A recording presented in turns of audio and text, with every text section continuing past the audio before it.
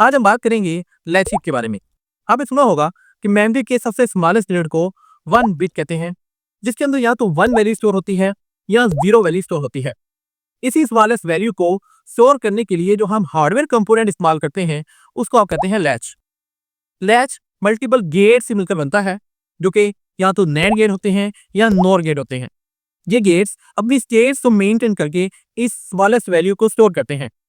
लेकिन लैच की एक सबसे बड़ी प्रॉब्लम यह है कि लैच की आउटपुट को हम कंट्रोल नहीं कर सकते। जैसे ही इनपुट चेंज होती है, लैच की आउटपुट भी चेंज हो जाती है। इसी प्रॉब्लम को सॉल्व करने के लिए एंट्री हुई फ्लिप फ्लॉप की।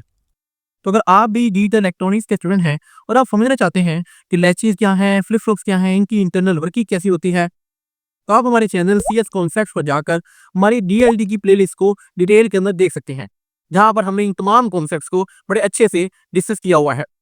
So don't forget to subscribe our channel.